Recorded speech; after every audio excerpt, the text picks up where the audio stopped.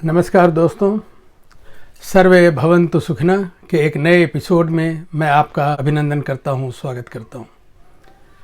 हम सब जानते हैं कि यह दुनिया एक रंगमंच है और हम सब इस रंगमंच के किरदार हैं और कितने अच्छे से हम अपना अभिनय करते हैं उसी पर हमारी खुशियाँ हैं।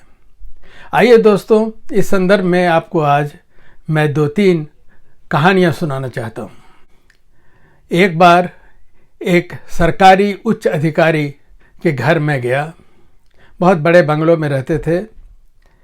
जब मैं वहाँ पहुँचा, साहब घर पर नहीं थे। घर में बहुत ही खुशहाल माहौल था। जब मैं वहाँ बैठा था तो अचानक बाहर से आवाज़ आई, साहब आ गए, साहब आ गए। इतना सुनते ही उस घर में सन्नाटा छा गया, पूरा माहौल ही बदल गया, क्योंकि वो उच्च अधिकारी जब घर आए तो अपने ऑफिस के किरदार से, अपने ऑफिस के पोजीशन से, अपने ऑफिस के शान से वो बाहर नहीं निकल पाते। आइए दोस्तों, मैं दूसरी कहानी सुनाता हूँ। एक बार एक शादी में मैं गया था। वहाँ भी हमने देखा कि एक बहुत ही बड़े अधिकारी पहुँचे। वहाँ पहुँचते ही उन्होंने देखा कि थोड़ी दूर पर उनकी माँ बैठी हुई हैं। जैसा होना चाहिए था, वो तुरंत अपनी माँ की ओर गए और माँ के पाँव छुए।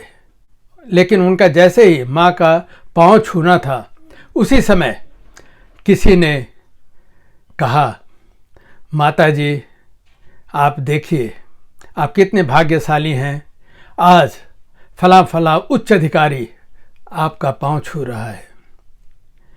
एक माँ को अचानक लगा कि उसने उससे उसका बेटा ही छीन लिया। तीसरी कहानी सुनाता हूँ। एक गांव का लड़का पुलिस में डायरेक्ट डीएसपी बना। अपनी ट्रेनिंग खत्म कर वह गांव लौट रहा था। पुलिस की जीप पर था। गांव से थोड़ी ही दूर पर कच्ची सड़क पर अचानक उसने जीप रुकवाई और उसके साथ जो भी सिपाही थे उन्हें उसने कहा कि आप लोग रुके, मैं आता हूं।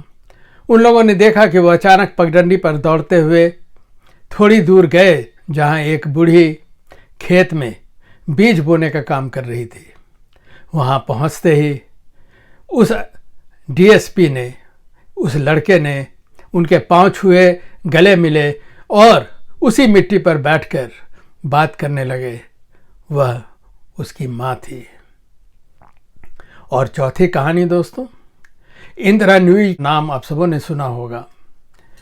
इंदिरा नूई एक दिन ऑफिस में देर रात काम कर रही थी तो अचानक उन्हें फ़ोन आया कि कंपनी ने फैसला किया है कि आपको पेप्सी कंपनी का प्रेसिडेंट बना दिया जाए।